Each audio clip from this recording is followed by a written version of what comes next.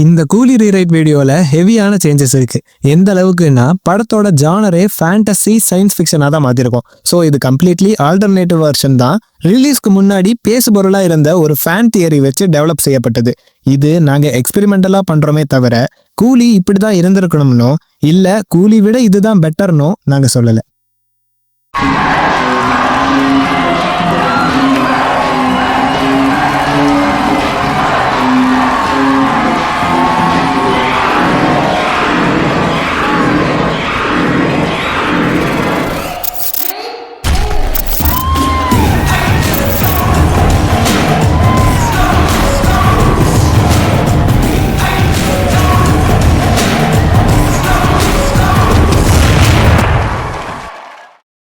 கதையோட தொடக்கத்துல ஒரு அடையாளம் தெரியாத போலீஸ் ஆபீசர் மர்மமான முறையில இன்னொரு அண்டர் கவர் போலீஸ் ஆபீசரான காளி வெங்கட் கிட்ட இன்ஃபர்மேஷன் வாங்க போனாரு. அங்க இன்ஃபார்மரான காளி வெங்கட் தான் கண்டுபிடிச்ச டேட்டா எல்லாம் சொல்றாரு. Kingpin industries luxury watches, gold இது மாதிரியான பல பொருட்களை எக்ஸ்போர்ட் அண்ட் இம்போர்ட் பண்ற ஒரு பெரிய ஆர்கனைசேஷன் தான் இது. அனலாக் வாட்சஸா இருந்தாலும் அந்த வாட்ச் எல்லாம் கோல்டால செய்யப்பட்டது. டெம்பரேச்சரையும் ஆக்சிஜன் வேல்யூவையும் நொடிக்கு நொடி மானிட்டர் பண்ற டெக்னாலஜி இருக்க மாதிரி செய்யறாங்க இந்த வாட்சஸை. ஆனா இது எல்லாமே மேலோட்டமா இருக்க ஒரு பிசினஸ் தான். உள்ளுக்குள்ள ஒரு ரெஸ்ட்ரிக்டட் ஏரியா இருக்கு. அங்க பயங்கரமான டெக் கேஜெட்ஸ் எல்லாம் கூட வச்சிருக்காங்க. அங்க ஏதோ பெருசா செய்யறாங்க. அது என்னன்னு எவ்வளவு தேடியோ கண்டுபிடிக்க முடியலன்னு சொல்றாரு. மேலும் இது எல்லாத்தையும் கட்டி ஆள்றது சைமன் ஜேவியர். அவங்க அப்பா ஜேவியருக்கு அப்புறம் கிங்பின் இண்டஸ்ட்ரீஸை அவன் தான் பார்த்துக்கிறான். சைமன் ரொம்ப புத்திசாலி, பணவெறி பிடிச்சவன். அவன்லாம் இங்கே ஹார்பர் வர்றதே எப்பயாச்சும் தான்.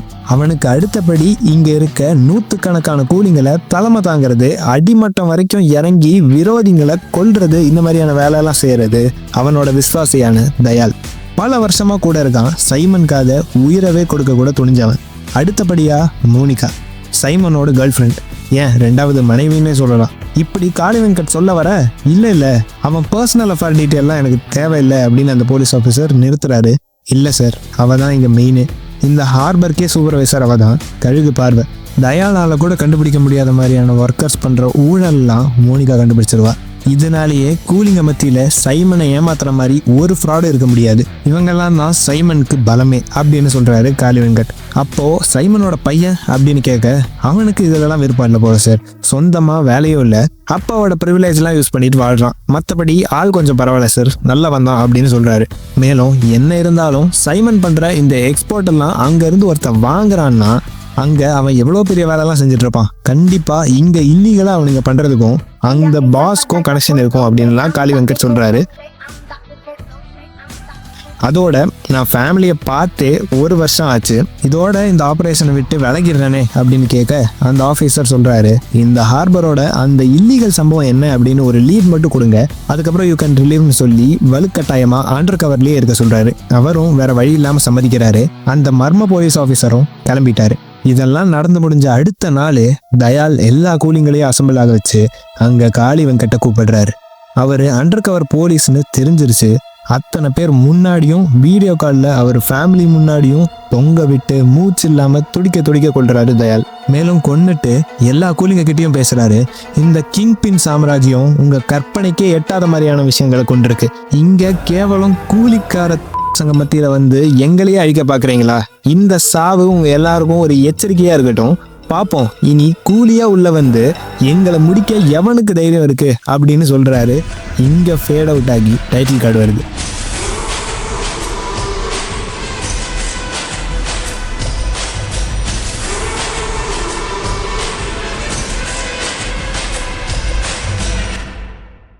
இப்போ அந்த பக்கம் காலேஜ் ஸ்டூடெண்ட்ஸான அர்ஜுன் தாஸும் அவரோட 2 ஃப்ரெண்ட்ஸும் தேவா மேன்சன் அப்படின்னு ஒரு இடத்துக்கு வராங்க. அங்கே அர்ஜுன் தாஸ் கேட்குறாரு, நாங்கள்லாம் ஸ்டூடெண்ட்ஸ், எங்களுக்கு கொஞ்ச நாளைக்கு தங்க இடம் வேணும் அப்படின்னு. ஓ ஸ்டூடெண்ட்ஸா, நான் தேவா அண்ணன்ட்ட சொல்லிக்கிறேன், நீங்கள் வாங்க அப்படின்னு அங்கே இருந்தவர் உள்ளே கூட்டிகிட்டு போகிறாரு. அப்போது அர்ஜுன் தாஸ் தன்னோட 2 நண்பர்கள் கிட்ட இந்த மேன்ஷன் பற்றியும் ஓனர் தேவா பற்றியும் சொல்கிறாரு. பொதுவாக இந்த மேன்ஷனில் அடைக்கலம் தேவைப்படுற ஸ்டூடெண்ட்ஸுக்கு ரூம் ஃப்ரீயாகவே கொடுப்பாங்க. அவங்களுக்கான லைப்ரரி, பொழுதுபோக்குகள் எல்லாமே இருக்கும். ஆனால் இந்த மேன்ஷனோட ஒரே குறிக்கோள் வரும் தலைமுறையை குடிப்பழக்கத்தில் போக விடாமல் நல்வழியில் கொண்டு போக தான். ஸோ இப்போ நாம இங்கே தான் நம்ம ட்ரக்கை சேஃபாக வச்சுக்க போகிறோம், சப்ளை பண்ண போகிறோம்னு சொல்கிறாரு அர்ஜுன் தாஸ். அவரோட ஃப்ரெண்ட்ஸ் இதை கேட்டு அதிர்ச்சி அடைஞ்சு ஏன் இந்த முடிவுன்னு கேட்க, இந்த இடத்துக்குன்னு ஒரு ரெப்புடேஷன் இருக்குது, மற்ற இடம் மாதிரி போலீஸ்லாம் இங்கே வரமாட்டாங்க அதோட இங்க என்னால பொருளை பத்திரமா மாட்டாதபடி வச்சுக்க முடியும்னு சொல்றாரு அர்ஜுன் தாஸ். அதன்படியே அவர் பத்திரப்படுத்தியும் வைக்கிறாரு. சப்ளையும் பண்ண ஆரம்பிச்சிட்டாங்க. அங்க அவங்க இப்படியே தங்க மேன்ஷன்ல எப்பவுமே ரூம்லயே இருக்க ஒரு நபரையும் கவனிக்கிறாங்க. யார்கிட்டயும் அவர் பேச மாட்டாரு, தேவைன்னா மட்டும் வெளியே வருவாரு போவாரு. அது போலவே அந்த மேன்ஷன் ஓனரான தேவாவும் டெக்னாலஜிக்கு முழுசா எதிர்ப்பு தெரிவிக்கிற ஒரு ஆளா இருக்காரு. இப்போ கூட டெலிஃபோன்லாம் யூஸ் பண்றாரு. மேலும் தொழில்நுட்ப வளர்ச்சி மனிதத்துக்கும் இயற்கைக்கும் எதிரானதுன்னு அவர் நம்புறாரு. இப்படி எல்லாம் இருக்க ஒரு நாள் மேன்ஷன் டே நடக்குது. எல்லாரும் செலிப்ரேட் பண்ண வேண்டிய அந்த நாள் அன்னைக்கு தேவா மேன்ஷன்ல எல்லாரையும் அசம்பிள் ஆக வச்சாரு. மேன்ஷனுக்குள்ள சரக்கு வந்ததா எனக்கு இன்ஃபர்மேஷன் வந்திருக்கு, நீங்களா அதை எடுத்துட்டு போயிட்டா நல்லது, என்னை இறங்க வச்சிடாதீங்கன்னு சொல்றாரு. எல்லாரும் பயந்தபடி அமைதி காக்க கோவத்தோட திரும்பினாரு தேவா.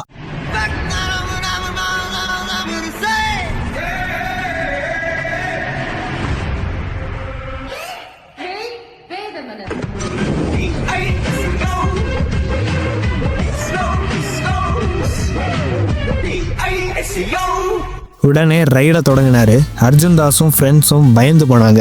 மாட்டினா கம்பி என்ன வேண்டியதுதான். இப்படி இருக்க ரைட்ல தேவா எதிர்பார்த்த மாதிரியே சில சரக்கு பாட்டில கண்டுபிடிக்கிறாரு. எல்லாத்தையும் ஒட்டு மொத்தமா ஊத்தி கொட்டுறாரு. ஆனா நம்ம அர்ஜுன் தாஸோட ட்ரக்ஸ் மாட்டல.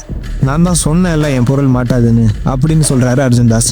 மாட்டினவங்களெல்லாம் கோவத்தோட மேன்ஷனை விட்டு தேவா கிளம்ப சொன்னாரு. மேன்ஷன் டேவை எல்லா வருஷமும் போல மற்ற எல்லாரும் செலிப்ரேட்டும் பண்ணாங்க.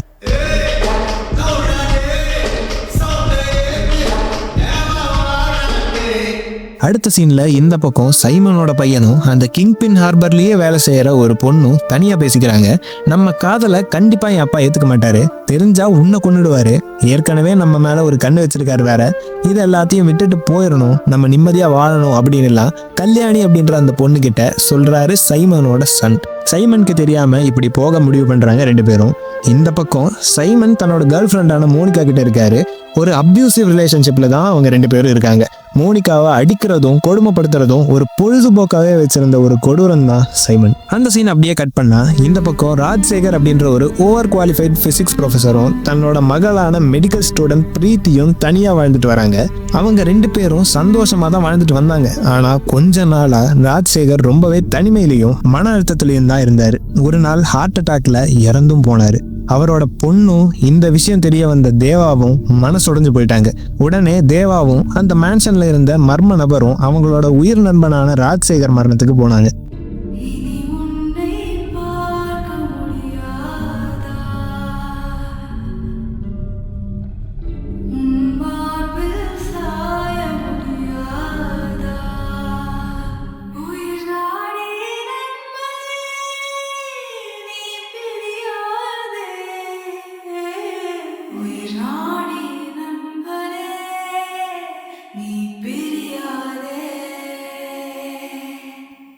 ஆனா அங்க தேவாவை பார்த்த பிரீத்தி இவருக்கெல்லாம் மாலை போட கூட உங்களுக்கு தகுதி இல்லைன்னு திட்டுறாங்க. இவரோட ஒய்ஃபும் தங்கச்சியும் சாக நீங்க தான் காரணம். உங்களுக்கு அவர் தங்கச்சியை கட்டி வச்சதுக்கு நீங்க என்ன பண்ண முடியுமோ பண்ணிட்டீங்க. உங்க மனைவி தானே அவங்க. அந்த ஒரு எண்ணம் கூட இல்லாம அவங்க உயிரும் ஒரு பச்சை குழந்தை உயிரும் போயிருச்சே. இது சிலிண்டர் வெடிச்ச ஆக்சிடென்ட்லாம் இல்ல, இது கொலை, உங்க அலட்சியத்தினால வந்த கொலை. நீங்க இவர் சாவுக்கு எப்படி கூச்சமே இல்லாம வந்து நிக்கிறீங்க அப்படின்னு எல்லாம் பிரீத்தி சொல்லி திட்டுறாங்க தேவாவை. இதெல்லாம் கேட்டு மன வருத்தம் தாங்க முடியாம தேவா வெளியே போறாரு. தன்னோட வாழ்க்கையை பின்னோக்கி பார்த்தா தனக்கு கூட இருந்த அன்பானவங்கள்ல பல பேர் இப்போ இல்லை. இந்த வருத்தம் அவரை தாக்க மேன்ஷன்ல ரூம்லயே இருக்க அந்த மர்ம நபர் தேவாட்ட சொல்றாரு, எனக்கு என்னமோ நாம எங்கிருந்து விட்டோமோ அங்க இருந்து தான் எல்லாம் திரும்ப தொடர்ற மாதிரி இருக்குன்னு சொல்றாரு. ராஜ்சேகருக்கு ஹார்ட் அட்டாக்னு தோணல அப்படின்னு சொல்றாரு. தேவாவும் இதை கேட்டு விசாரிக்க தொடங்குறாரு. சல்லடை போட்டு தேடுறாரு. ரொம்ப முயற்சிக்கு அப்புறம் ஒரு லீட் கிடைக்குது. ராஜ்சேகரை ஹாஸ்பிட்டல்ல போய் சேர்த்தது வேற யாரும் இல்ல, சைமனோட மகன் தான் அப்படின்னு. கிங்பின்க்கும் இந்த மரணத்துக்கும் சம்பந்தம் இருக்குன்னு தேவா கன்ஃபார்ம் பண்றாரு. அப்படியே இந்த பக்கம் சைமன் தயால் கிட்ட அவங்களோட பிளானை எக்ஸிக்யூட் பண்ண சொல்றாரு. என்னன்னா நிறைய பிணங்களை எடுத்து அவங்க ரெஸ்ட்ரிக்டட் ஏரியா குடவுனுக்கு கொண்டு போய் அங்க கையில வாட்சஸ்லாம் மாட்டி டெம்பரேச்சர் மெஷர் பண்ணி அங்க ஒரு பெரிய மெஷின்ல இன்ஜெக்ட் பண்ணி எனர்ஜி பாஸ் பண்றாங்க. இப்படிலாம் பண்ணும்போது அந்த சப்ஜெக்ட் மாயமா மறைஞ்சு போயிடுறாங்க. சிம்பிளி இன்விசிபிள் ஆயிடுறாங்க. அவங்கள ஒரு கண்டெய்னர்ல பதப்படுத்தி எக்ஸ்போர்ட்டும் பண்றாங்க ஹார்பர் விட்டு. ஸோ சிம்பிளா இவங்க ஹியூமன் டிராஃபிக்கிங் தான் பண்றாங்க. உடம்புல ஹார்ட்ல இருந்து பாசிபிளான எல்லா ஆர்கன்ஸையும் விற்கிறாங்க. எந்த ட்ரேஸும் இல்லாம, எந்த செக்கிங்லையும் அந்த இன்விசிபிள் பாடிஸ் மாட்டாது. இப்படி இவங்க பண்றது சக்சஸ் ஆச்சுன்னா இப்போ சம்பாதிக்கிறத விட 100 மடங்கு அதிகமா சம்பாதிப்பாங்க. அதோட சைமன் தயால்கிட்ட சொல்றாரு, 30 வருஷம் முன்னாடி இப்படி பண்ண முடிஞ்சிருந்தா, இந்த குடோன்ல சில கட்டுப்பாடுகள் இல்லாம இருந்திருந்தா எவ்வளவு பணம் சம்பாதிச்சிருக்கலாம் அப்படின்னு ஃபீல் பண்றாரு. அண்ட் இப்போ கண்டெய்னர் அனுப்பியாச்சு. அங்க தாஹா கிட்ட கண்டெய்னர்ஸ் ரீச் ஆனதும் இன்விசிபிளா இருக்க பாடிஸை பழையபடி மாத்திட்டு நமக்கு அப்டேட்டும் தருவாரு அப்படின்னு சொல்றாரு சைமன்.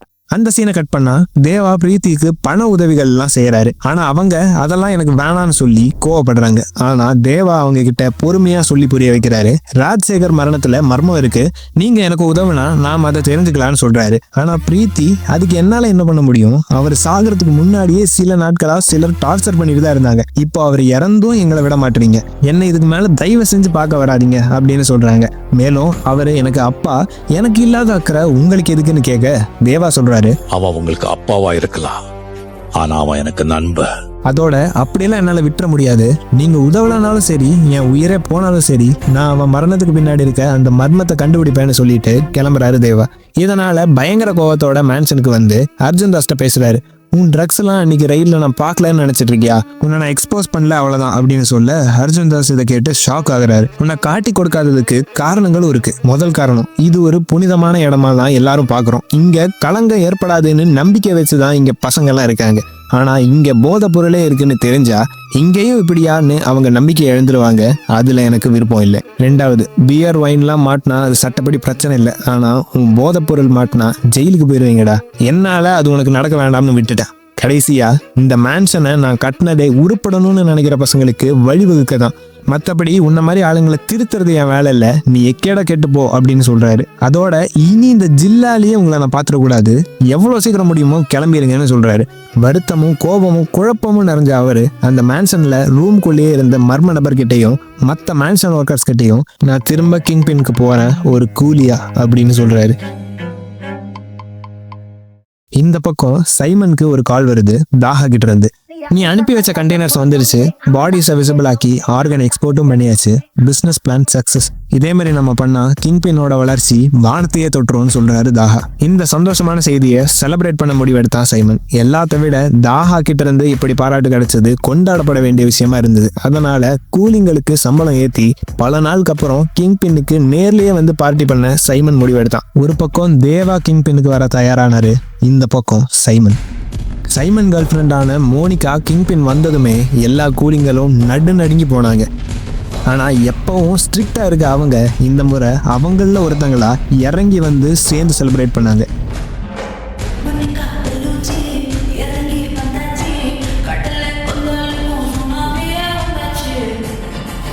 தேவா அப்போ உள்ள கூலியா நுழைய கொஞ்ச நேரத்திலேயே சைமன் வந்தாரு அங்க.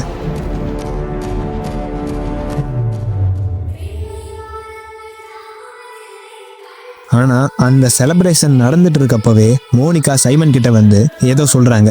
சைமனும் கோவப்பட்டு பலார்னு கண்ணத்திலேயே அடிச்சு, இந்த நல்ல நாள் அன்னைக்கா இந்த நியூஸை சொல்லுவேன்னு சொல்லி திட்டுறாரு. ஆக்சுவலா அவங்க என்ன சொன்னாங்கன்னா, இந்த ஹார்பர்லயே ஒரு கருப்பாடு இருக்கு, அவன் நம்ம கிட்ட இருந்து பல கோடிகளை பதுக்கி இருக்கான், அவனை நான் கண்டுபிடிச்சிட்டேன்னு தான் சொல்லியிருக்காங்க. அந்த கருப்பாடு வேற யாரும் இல்ல, நம்ம தயால் தான்.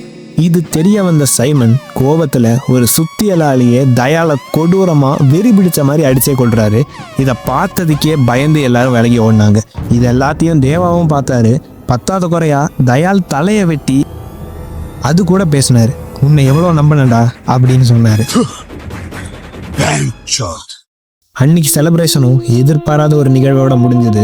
சைமனும் தயால் செத்தனால அவரே ஹார்பர்ல இருந்து கூலிங்களை பார்த்துக்க வேண்டிய சூழ்நிலைக்கு தள்ளப்பட்டாரு. அடுத்த நாள்ல இருந்து தேவா எதுக்கு வந்தாரோ அந்த வேலையை பார்க்க ஆரம்பிச்சாரு. ராஜசேகரோட பாடியை ஹாஸ்பிட்டல்ல சேர்த்தது சைமன் பையன்னு தெரிஞ்சனாலதான் வந்தாரு. இப்போ அவனை இங்க சந்திச்சு பேசினாதான் அடுத்த லீட் கிடைக்கும். சோ அதுக்கு என்ன பண்ணலான்னு யோசிக்கும் போதுதான் சைமன் பையனுக்கும் கல்யாணிக்கும் நடுவுல இருக்க காதலை பத்தி தெரிஞ்சுக்கிறாரு. ஏற்கனவே என்ன பண்றதுன்னு தெரியாம பித்து பிடிச்சிருந்த சைமன் மகனுக்கு தேவா உதவ முன் வராரு. அவங்கள சரியா ஒரு வாரத்துல சேஃபா வழி அனுப்பி வைக்கிறதா வாக்கு கொடுக்கிறாரு தேவா. இவங்க காதலுக்கு இப்படி உதவ நன்றி கடனா தேவா திருப்பி கேட்ட ராஜசேகர் பத்தின இன்ஃபர்மேஷன்லாம் சைமன் மகன் தரான். இப்போ தேவாக்கு தெரியுது, ராஜசேகர் பாடியை ஹாஸ்பிட்டல்ல எடுத்துட்டு வந்தது மட்டும்தான் இவன், ராஜசேகரை கொன்னது தயால் அண்ட் சைமன் அப்படின்னு. எதுக்காக கொன்னாங்க, எப்படி கொன்னாங்க, சாகும்போது ராஜசேகர் என்ன சொன்னாரு, எல்லாத்தையும் அவன் தேவாட்ட சொன்னான். இதெல்லாம் கேட்ட தேவாக்கு கண் கலங்கிருச்சு. இதுக்கு மேல என்னால எந்த இன்ஃபர்மேஷனும் தர முடியாதுன்னு சொல்லிட்டு அவனும் கிளம்பிட்டான். அடுத்த லீடை நோக்கி தேவா போக நினைக்கும் போது அங்க ஹார்பர்ல ஒரு நபர் தேவா கிட்ட தானா முன் வந்து நான் உங்களுக்கு உதவுறேன்னு சொல்றாங்க. இந்த ஒரு நபரை ஞாபகம் வச்சுக்கோங்க. இந்த நபரால தான் தேவாக்கு இப்ப நடக்கிற அந்த இன்விசிபிலிட்டி பவர், அது மூலமா நடக்கிற ஹியூமன் டிராஃபிக்கிங் எல்லாத்த பத்தியும் தெரிய வருது. ஸோ இந்த ஹியூமன் டிராஃபிக்கிங் கொடுமை எல்லாம் கேட்ட தேவா அடுத்த கண்டெய்னரை போகவே விடக்கூடாதுன்னு குறிக்கோளோட இருந்தாரு. அதுக்கு ஒன்று அந்த ரெஸ்ட்ரிக்டட் ஏரியா குடோனுக்கு போய் அந்த மிஷினை செயலிழக்க வைக்கணும். ஆனா உள்ள போறது ரொம்ப ரொம்ப கஷ்டம். அதுக்கு பதிலாக அந்த ஹார்பருக்கு வர என்டையர் பவர் சப்ளையும் ஷார்ட் சர்க்கியூட் பண்றாரு தேவா. இதெல்லாம் செஞ்சது 2 நாள் ப்ராப்பரா பிளான் பண்ணி எல்லா டீட்டெயில்ஸும் தெரிஞ்சுக்கிட்டதுக்கு அப்புறம் அடுத்த கண்டெய்னர் இதனால அனுப்ப முடியாம போயிருது. இது தெரிஞ்ச தாஹா பயங்கர கோவத்துக்கு ஆளாயிடுறாரு. ஸோ சைமனும் ப்ரெஷர்ல மாட்டிக்கிட்டான். அன்னைக்கு டியூட்டியில அந்த பேட்ச்ல இருந்த கூலிங்களை வர வச்சா சைமன். எந்த விசாரணையும் இல்லாம எல்லாரையும் கொல்ல சொன்னான். ஆனா அப்போ தேவா அதை தடுத்து அங்க இருந்த ஒரு கட்டானால சண்டை செஞ்சு சைமன் ஆளுங்களை கொன்னு வீழ்த்தி கூலிங்களை காப்பாத்துறாரு. அதோட 30 வருஷத்துக்கு அப்புறம் முதல் முறையா சரக்கு அடிக்கிறாரு. தேவாவோட முகத்தை பார்த்ததுமே சைமனுக்கு அடையாளம் தெரிஞ்சிருது. தேவராஜ், கூலி நம்பர் 5821 அப்படின்னு சொல்றாரு. சைமன் தேவாவை பார்த்து பயங்கரமா சிரிச்சுட்டு அதிர்ச்சி அடையிறாரு. வெல்கம் பேக் தேவா, உன்னை என்ன கூப்பிடுவாங்க? பரட்ட அப்படின்னு சொல்றாரு. இங்க எதுக்கு வந்த? மறுபடியும் எங்களுக்கு வேலை செய்ய போறியான்னு கேட்க, என் ராஜசேகரை நீ கொண்டிருக்க, அதுக்கு உன்னை பதில் சொல்ல வைக்க வந்திருக்கேன் அப்படின்னு சொல்றாரு தேவா. பக்கத்துல இருந்த மோனிகா, நீ சைமன் அப்பா ஜேவியரை கொன்னலன்னு சொல்ல, அதுக்கு தான் சைமன் என் மனைவியையும் குழந்தையும் கொண்டுட்டான், அந்த நாளோட எல்லாத்தையும் விட்டு வந்தேன், ஆனா திரும்பவும் நீ தொட்டிருக்க, அதுக்காகவே மொத்த கிங் பின்னையும் சிதைக்காம விட மாட்டேன்னு கோவத்தோட சொல்றாரு. சைமன் இதெல்லாம் கேட்டு சிரிச்சுட்டு சொல்றாரு, என் அப்பா தாத்தா காலத்துல இருந்து இதை எவனும் தொடல, உன்னாலேயே எதுவும் பண்ண முடியாது அப்படின்னு. அதுக்கு தேவா சொல்றாரு, அப்பாவும் தாத்தாவும் வந்தார்கள் போனார்கள், தப்பென்ன சரியென்ன, எப்போதும் விளையாடு, அட பாவி என்பார்கள், தப்பாக நினைக்காத, எப்பாதே போனாலும் இன்பத்தை தள்ளாத. இதை கேட்ட சைமனுக்கு பயங்கரமா கோவம் வருது. அப்ப சொல்றாரு, வர்ற கோவத்துக்கு இப்ப நினைச்சா கூட என்னால உன்னை கொல்ல முடியும், ஆனா 2 விஷயம் என்ன தடுக்குது தேவா. 1, 30 வருஷம் முன்னாடி கடைசியா நீ அடிச்ச லூட்ல கோல்டோட சேர்த்தி என்ன இருந்துச்சு, அதை எங்க பதுக்கியிருக்கேன்னு எனக்கு தெரியணும். 2, ராஜசேகர் சாகும்போது சொன்னா 30 வருஷமா உன்னை ஆஃப்லைன்லேயே வச்சிருக்கானாமே, அவன் செத்ததும் நீ வந்து எங்களை முடிப்பியான், அப்படி நீ வரும்போது ஒன்னு சொல்ல சொன்னா பவர் ஹவுஸ். அப்படி என்னடா பண்ணுவ நீ? பவர் ஹவுஸ்னு சொல்றான். பவர் ஹவுஸ் 30 வருஷம் முன்னே இருந்த மாதிரி இல்ல, தெரியும்ல அப்படின்னு சொல்ல தேவா சிரிச்சுட்டு அந்த இடத்த விட்டு போனாரு. அப்போ தேவாக்கு ஒரு கால் வருது. தேவா, நான் தாஹா, நீ என்ன உத்தேசத்துல இருக்கேன்னு தெரியல, எதா இருந்தாலும் இப்பவே முடிச்சுக்கோன்னு சொல்ல தேவா அதுக்கு சொல்றாரு,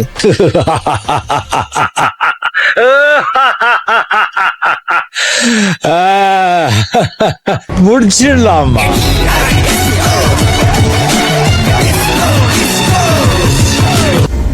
தேவா கிங் பின்னை விட்டு மேன்ஷனுக்கு வராரு. வந்து பார்க்கும்போது தான் தெரியுது அர்ஜுன் தாஸும் ஃப்ரெண்ட்ஸும் இன்னும் மேன்ஷன் விட்டு கிளம்பலன்னு. ஆனா அதை விட பெரிய அதிர்ச்சி என்னன்னா, ஃப்ரெண்ட்ஸ்ல ஒருத்தன் ட்ரக் ஓவர் டோஸ் ஆகி அங்கேயே இறந்து போயிட்டான். எல்லாம் முடிஞ்சதுன்னு தேவா புரிஞ்சுக்கிட்டாரு. போலீஸும் சீக்கிரமே வந்தாங்க. அங்க இருந்த ட்ரக்ஸை எல்லாம் பறிமுதல் பண்ணி மேன்ஷன்ல போதுமான சேஃப்டி இல்லைன்னு சொல்லி லைசன்ஸை கேன்சல் பண்ணிட்டாங்க. விசாரணையில அர்ஜுன் தாஸ்க்கும் உயிரோட இருக்க அந்த இன்னொரு ஃப்ரெண்டுக்கும் இந்த ட்ரக்ஸ்ல சம்மந்தம் இருக்கான்னு கேட்க, தான் ஆசையா கட்டின மேன்ஷன் இல்லாம போக காரணமா இருந்தும் கூட தேவா அவங்க 2 பேரை காட்டி கொடுக்கல. விசாரணை எல்லாம் முடிஞ்ச அப்புறமும் தேவா பயங்கர வெறுப்புல இருந்தாரு.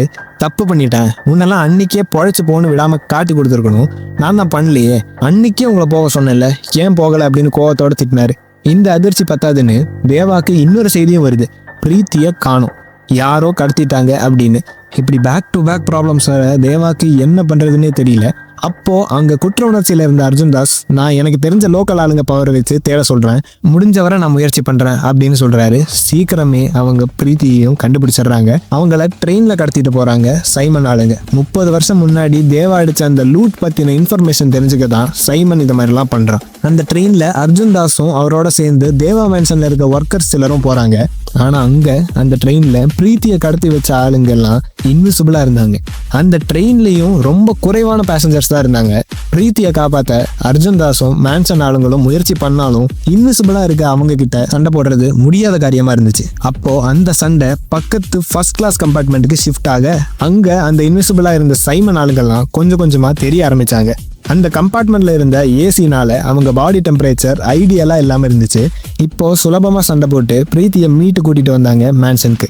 இந்த பக்கம் மோனிகா கிட்டையும் சைமன் கிட்டையும் தாஹா கால்ல பேசுறாரு.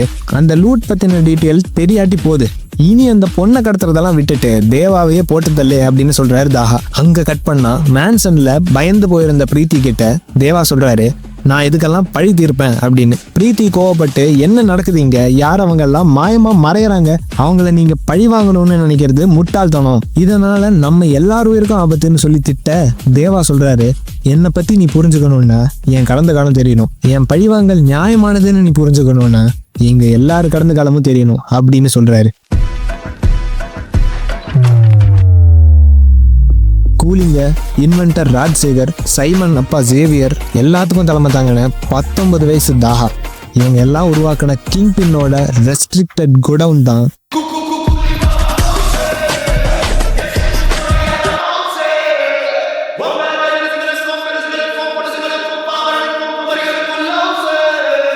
ஆரம்பத்துல சாதாரண வாட்சஸ் மட்டும் செஞ்சுட்டு இருந்த கிங்பின் இண்டஸ்ட்ரி ராஜ்சேகரோட கண்டுபிடிப்பால இந்த பவர் ஹவுஸை உருவாக்குனாங்க.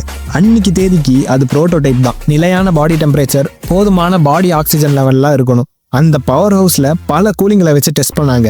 அனலாக் வாட்சஸ்லயே டெம்பரேச்சர், ஆக்சிஜன்லாம் அக்யூரேட்டா மானிட்டர் பண்ணி கூலிங்களை வச்சு பரிசோதிச்சும் எதுவும் வேலைக்கு ஆகல. நிறைய பேர் இந்த முயற்சியில செத்து மடிஞ்சாங்க. ஆனா கூலியில ஒருத்தனான காலிசாவை வச்சு பரிசோதிச்சப்போ அது வேலை செஞ்சது. ஆனா ஒரு சிக்கல் இருந்துச்சு, உடம்புல சில இடங்கள் மட்டும்தான் மறைஞ்சது. அந்த இன்விசிபிளான சில இடங்களை மட்டும் மீட்டு கொண்டு வரவும் முடியல. இப்படி சைடு எஃபெக்டோட காலிசா வெளியவும் நடமாட முடியாது. ஏன்னா கவர்மெண்ட்டுக்கு இந்த பவர் ஹவுஸை பற்றி தெரிய வந்தா உலகத்துக்கே மறைச்சு மொத்தமா தடயமே இல்லாம அழிச்சிருவாங்க. ஸோ ஒரே வழி காலிசாவை கொல்றது தான் முடிவுக்கு வந்தாங்க. ஆனா அதுக்கு அவர் உயிர் நண்பனான தேவராஜ் அனுமதிக்கல. நீங்க வேணா என்ன வச்சு அந்த பவர் ஹவுஸை டெஸ்ட் பண்ணுங்க, நான் சரி வந்தேன்னா உங்களுக்காக நான் வேலை செய்யறேன், ஆனா கைமாறா என் நண்பனை விட்டுருங்கன்னு சொல்றாரு.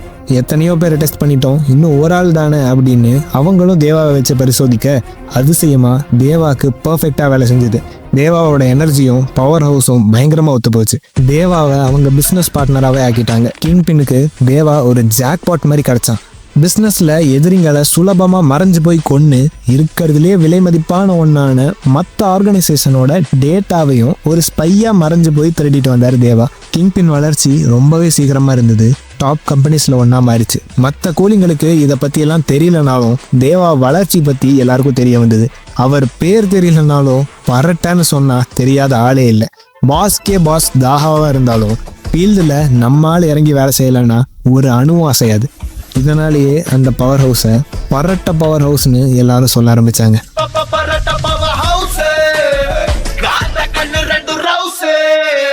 சீக்கிரமே ராஜ்சேகரும் தேவாவும் நல்ல நண்பர்களானாங்க. மற்றவங்க மாதிரி தேவாவை ராஜ்சேகர் ஒரு கூலியா பார்த்து கேவலமா நடத்தல. 2 பேருக்கும் அப்படி ஒத்து போச்சு.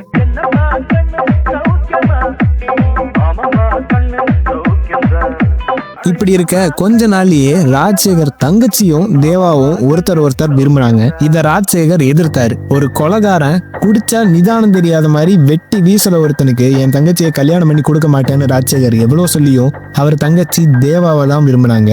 கல்யாணமும் நடந்துச்சு, அவங்க கர்ப்பமும் ஆனாங்க. எல்லாமே நல்லா போயிட்டு இருந்துச்சு. ஆனா ஒரு நாள் ஒரு பெரிய மிஷனுக்கு தேவாவை அனுப்புனாங்க. இனிமே கிங்பின்ல செய்யற வாட்ச் எல்லாம் கோல்ட்ல தான் செய்யணும்னு முடிவெடுத்து கிலோ கணக்குல கோல்ட லூட் அடிக்க தேவாவை அனுப்புனாங்க. தேவாக்கு தெரிஞ்சதெல்லாம் விசுவாசம் மட்டும்தான். முதலாளி என்ன சொன்னாலும் என்ன ஏதுன்னு கேட்காம தப்பா சரியான்னு யோசிக்காம செய்யக்கூடிய ஒரு ஆள். அதன்படியே தேவா செய்ய மிஷனை சக்சஸ்ஃபுல்லா முடிக்கிறாரு. ஆனா அங்க கோல்டை விட விலை மதிப்பான ஒரு இன்ஃபர்மேஷனை தேவா கண்டுபிடிக்கிறாரு. அப்படி ஒன்ன கண்டுபிடிச்சிட்டேன்னு போன்ல சொல்றாரு. அது என்னன்னு நேர்ல விலாவரியா சொல்றேன்னு தாஹாக்கு சொல்றாரு. சொல்லிட்டு எல்லா கோல்டையும் அந்த டேட்டாவையும் போலீஸ்ட மாட்டாதபடி ஒளிச்சு வச்சாரு. இந்நாள் வரைக்கும் அந்த கோல்டு எங்கன்னு அந்த இன்ஃபர்மேஷன் என்னன்னு தேவாவை தவிர யாருக்கும் தெரியாது. தேவா அன்னைக்கு அந்த மிஷனை சரியா முடிச்சாலும் கிங்பின் இண்டஸ்ட்ரி சட்டத்தின் கையில டேட்டா ஸ்டீலிங்காக மாட்டிக்கிட்டாங்க. பல நாள் திருடன் ஒரு நாள் பிடிபடுவான்ல. இப்போ இந்த கேஸை எதிர்கொள்ள ஜேவியர் சுயநலமான ஒரு செயலை செய்ய பார்த்தான். தன்னோட அப்பாவியான 100 கூலிங்க மேல இந்த பழிய போட்டு அவங்க மேல கேஸை திருப்பி விட பார்த்தான். இது தேவாக்கு தெரிஞ்சு ஜேவியரையும் தாஹாவையும் எதிர்த்து நின்னாரு. இனி உங்களுக்கு வேலை செய்ய மாட்டேன்னு சொன்னாரு. ராஜ்சேகர் இதெல்லாம் வேணாம், என் தங்கச்சி உன் குழந்தை அவங்களுக்காக இந்த போராட்டத்தெல்லாம் விட்டுரு, பகச்சுக்காதேன்னு சொல்ல. நான் வரேன்னு சொன்னல, அதுக்குள்ள என்ன அவசரம்? பயிர் எப்ப பார்த்தாலும் யூனியன் யூனியன் யூனியன். வெட்டு குத்து அடிதடி ரத்த கழைய போயிட்டு இருக்கு வாழ்க்கை. இப்ப நீ தனியாடல, என் தங்கச்சி உன் கூட இருக்க ஞாபகம் வச்சுக்க. அவளும் சேர்ந்து உன் கூட ஓடணும் ஓடியணும். புரியுதா? எனக்கு என் குடும்பத்தை விட கூலிங்க தான் முக்கியம். 100 கூலிங்க செத்தா 100 குடும்பம் பாதிக்கும்னு சொல்லி ராஜசேகர் பேச்ச கேட்காம இருக்காரு தேவா. அப்போ ராஜசேகர் சொல்றாரு, இப்படி சொல்லிட்டல, இனி நாங்க செத்தாலும் நீ வரக்கூடாதுன்னு சொல்லி கோபப்பட்டு போறாரு. அன்னைக்கு தான் ராஜசேகர் கூட தேவா கடைசியா பேசினது. அப்புறம் தேவா வழிக்கு வராதனால ஜேவியர் அந்த கூலிங்க கிட்ட எல்லாம் அவங்க ஃபேமிலியை வச்சு பிளாக்மெயில் பண்ணி தேவாக்கு எதிராக திருப்பினான். அதுல ஒரு சிலர் தேவா வளர்ச்சி பிடிக்காதவங்களாவும் இருந்தாங்க. அவங்க எல்லாரும் சேர்ந்து அவங்களுக்காக நின்ன தேவாக்கே துரோகம் பண்ணாங்க. காளிஷாவும் கூட ஒரு 19 பேரும் மட்டும்தான் தேவாக்காக நின்னாங்க. பொறுக்க முடியாம தேவா பவர் ஹவுஸ்ல இருந்து இன்விசிபிள் பவர் எடுத்துக்கிட்டு ஜேவியரை கொன்னாரு.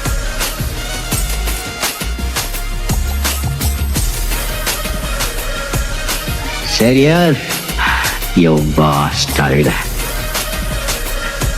ஜேவியரை கொன்னுட்டு எல்லார் முன்னாடியும் தரன்னு தரையிலேயே இழுத்துட்டு வந்தது இன்னைக்கு வரைக்கும் பலருக்கும் ஞாபகம் இருக்கும். அந்த சம்பவம் அதை சைமன் பார்த்து பயங்கரமா அழுதான். ஆனா என்னதான் கொலைகள் செய்யற அசாசினா இருந்தாலும் தேவாக்குன்னு மாரல்ஸ் இருந்துச்சு. சொந்த முதலாளியே துரோகம் பண்ணதை தேவா பொறுக்கல. சீக்கிரமே ராஜசேகர் பயந்த மாதிரியே ஜேவியரை கொன்னதுக்கு தேவாவை அரெஸ்டும் பண்ணிட்டாங்க போலீஸ். டேட்டா ஸ்டீலிங் கேஸ் இறந்து போன ஜேவியர் மேலதான் போச்சு. போதுமான சாட்சிகள் இல்லாத காரணத்தினால சில வருஷத்திலேயே தேவா விடுதலை ஆயிடுறாரு. எல்லாம் முடிஞ்சதுன்னு நினைச்சாரு தேவா. ஆனா அவர் வெளியே வந்ததும் தெரிஞ்ச முதல் செய்தி தன்னோட மனைவியையும் குழந்தையையும் சைமன் பழி தீர்க்க கொன்னுட்டான் அப்படின்றது தான்.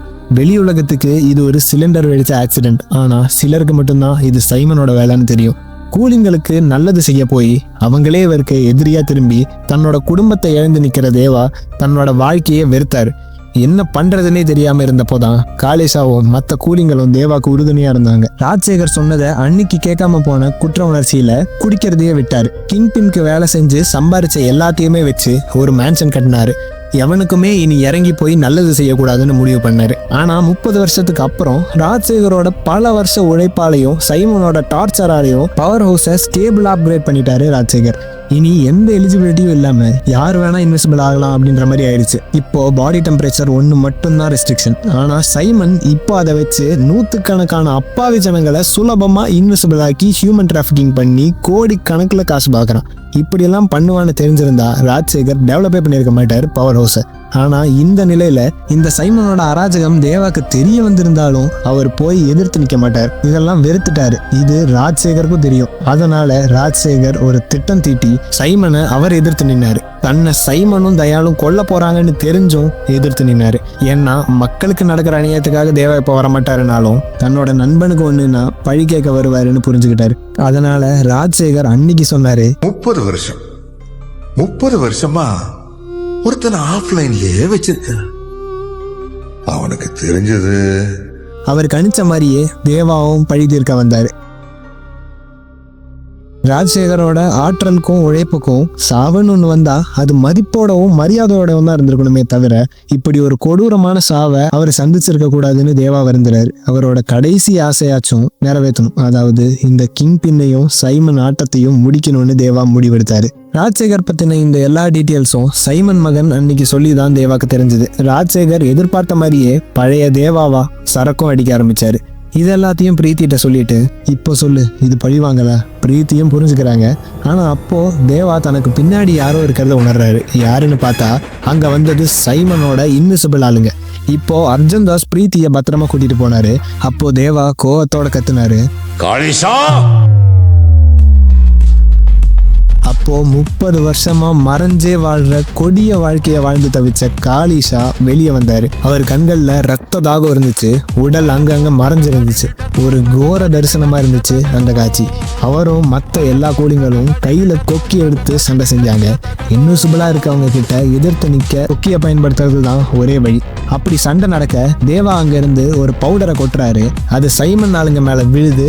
அப்போ அங்க இன்விசிபிளா வந்ததுல ஒருத்தர் வேற யாரும் இல்ல, சாக்ஷாத் நம்ம சைமன் தான் அப்படின்னு தேவாக்கு தெரிய வருது. அப்போ தேவா சொல்றாரு, இந்த தேவா பத்தி தெரிஞ்சிருந்தோ என்கிட்டயே விளையாடி இருக்கு. மேலும் உன்னால மட்டும்தான் கடத்தி பிளாக்மெயில் பண்ண முடியும்னு நினைச்சியா? நீ கடத்தணும்னா பணம், பதவி, அடியாளுங்க எல்லாம் தேவைப்படும். ஆனா என்கிட்ட உன் மகன் அவனாவே வர சம்மதிச்சிட்டான் அப்படின்னு சொல்றாரு. இப்போ அவன் என் கஸ்டடியில தான் இருக்கான் அப்படின்னு ப்ரூஃபோட சொல்றாரு தேவா. அதாவது கல்யாணியையும் சைமன் மகனையும் சரியா ஒரு வாரத்துல வழி அனுப்பி வைக்கிறதா சொல்லி இருந்தார் இல்லையா, அந்த நாள் தான் இது. ஸோ இப்போ இங்க இருக்கவங்க மேல ஒரு கீறல் பட்டாலும் உன் மகனை நீ மறக்க வேண்டியதுதான்னு சொல்ல சைமனும் கோவத்தோட மேன்சன் விட்டு தன்னோட ஆளுங்களோட போறாரு. சைமன் மகனும் கல்யாணியும் தேவா கஸ்டடியில இருந்தாங்க. திட்டமிட்டபடியே கிளம்பியிருப்பாங்கன்னு தேவா சைமனோட மகனுக்கு கால் பண்ணி பார்த்தா எடுத்தது கல்யாணி. ஸோ கல்யாணி வேற யாரும் இல்லை, நம்ம தயாலோட ஒய்ஃப் தான். 2 பேரும் பிளான் பண்ணி இந்த ஹார்பர்ல நுழைஞ்சாங்க.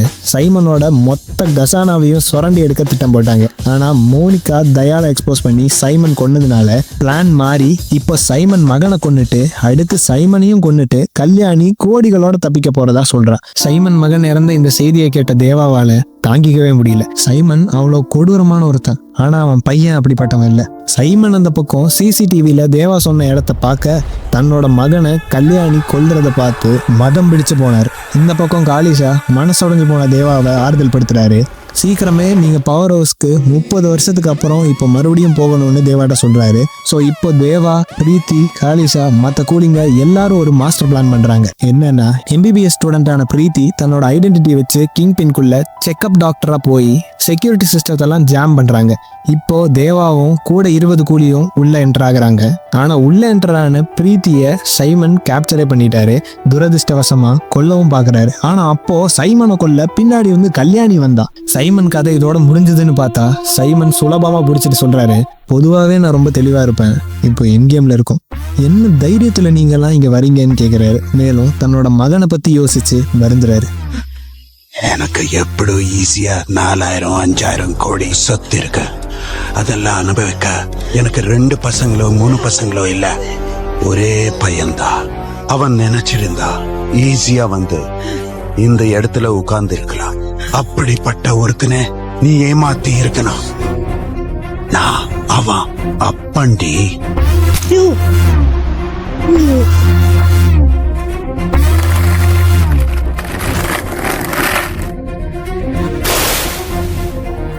அடுத்து பிரீத்தியை கொள்ள வரும்போது திடீர்னு சைமனை இன்விசிபிளா தடுத்தாரு நம்ம தேவா.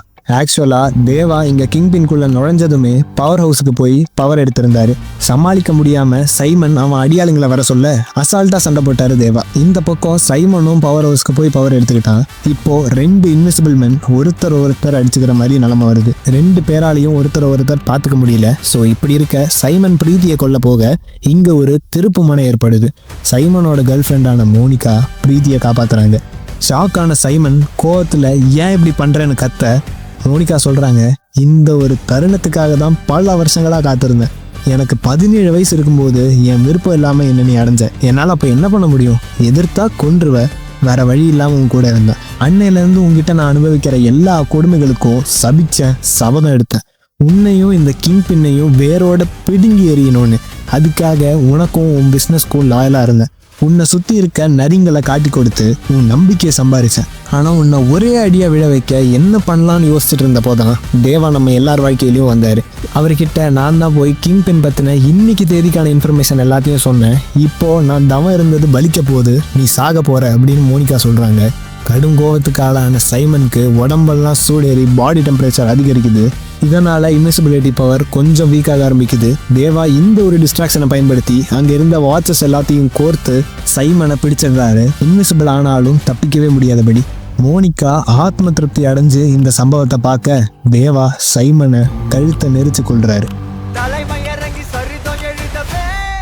கிங் பின்குள்ள நுழைஞ்ச தேவாவோட எல்லா கூலிங்களும் மற்ற ஒர்க்கர்ஸை வெளியே அனுப்பிட்டு ஹார்பர் முழுக்க பல எக்ஸ்ப்ளோசிவ்ஸை பிளான் பண்ணி வச்சாங்க. தேவா தன்னோட பவரையும் பவர் ஹவுஸ் போய் டீஆக்டிவேட் பண்ணிட்டு ஒட்டுமொத்த கிங் பின்னையும் வெடிக்க வைக்கிறாங்க. லேட்டர் தேவா அர்ஜுன்தாஸ் கிட்டையும் அவர் ஃப்ரெண்டு கிட்டையும் பேசினாரு. இந்த பவர் ஹவுஸ் பத்தின எந்த விஷயமும் வெளியே சொல்ல வேணாம், அதோட இதுவரை நான் யாருக்கும் அறிவுரை சொன்னதில்லை, ஆனா உங்களுக்கு சொல்றேன், இந்த ட்ரக்ஸை விட்டுருங்க. எப்போ நீ பிரீத்தியை காப்பாத்த உன் உயிரையே பணைய வைக்க துணிஞ்சியோ அப்பவே உங்களுக்குள்ள இருக்க நல்ல எண்ணத்தை புரிஞ்சுக்கிட்டேன்னு சொல்றாரு. அவங்களும் இதை கேட்டு கொஞ்சம் ஆறுதல் அடைஞ்சு கிளம்புறாங்க. மறுபக்கம் பிரீத்தியும் அப்ராட் கிளம்புனாங்க. அப்போ தேவா கிட்ட உங்க மேன்ஷன் ஐடியா எனக்கு ரொம்ப இன்ஸ்பைரிங்கா இருக்கு. என்னைக்காச்சும் ஒரு நாள் நானும் அந்த லெகசியை தொடருவேன்னு சொல்றாங்க. இதை சொல்லிட்டு அவங்க கிளம்புனாங்க. ஆனா அப்போ அவங்க ஒரு உண்மையும் மறைச்சாங்க. பிரீத்தி ராஜசேகரோட பொண்ணு இல்ல. 30 வருஷம் முன்னாடி இறந்ததா சொன்ன தேவாவோட வாரிசு தான் பிரீத்தி. அன்னைக்கு நடந்த அந்த விபத்துல தேவா மனைவி அந்த கை குழந்தைய உயிரை கொடுத்து காப்பாத்தினாங்க. தேவா மேல இருந்த கோவத்திலையும் அவரோட சுயநலமற்ற சித்தாந்தத்தினாலையும் பிரீத்தி தேவா கிட்ட வளர்றது சரி வராதுன்னு ராஜசேகர் நம்பினாரு. அவரே வளர்க்க ஆரம்பிச்சாரு. அதன்படியே இந்நாள் வரைக்கும் இந்த உண்மை தேவாக்கு தெரியாமலே இருக்கு. இதை இப்போ சொன்னா தேவாவோட அந்த அப்பாவி மனசு உடஞ்சு போயிடும்னு பிரீத்தி நினைச்சாங்க. ஆனா என்னைக்காச்சும் மனசை திடப்படுத்தி தேவா கிட்ட இதை சொல்லணும்னு விரும்பினாங்க. என்ன இருந்தாலும் சொந்த மகள் இல்லைன்னு நினைச்சிட்டு இருந்தாலும் சொந்த மகளாவே தான் தேவா பாக்குறாரு பிரீத்திய. அது போதுமே.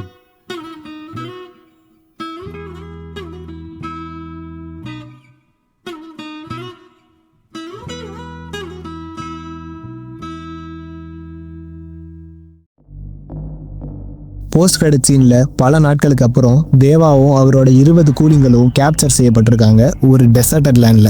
அங்க தாஹா ஹெலிகாப்டர்ல வந்து இறங்குறாரு.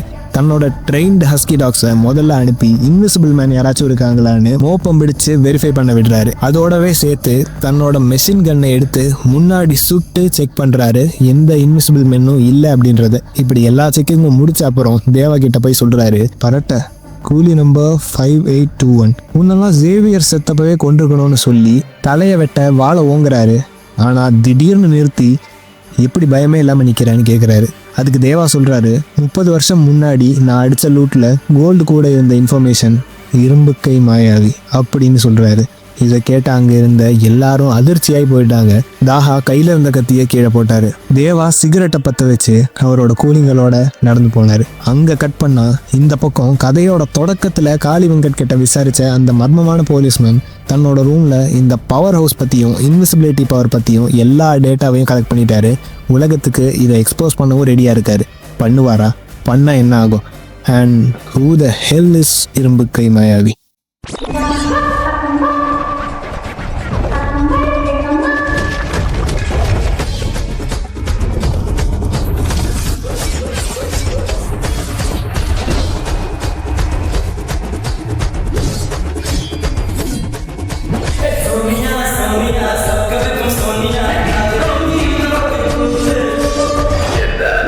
இதாண்டா ஒரிஜினல்.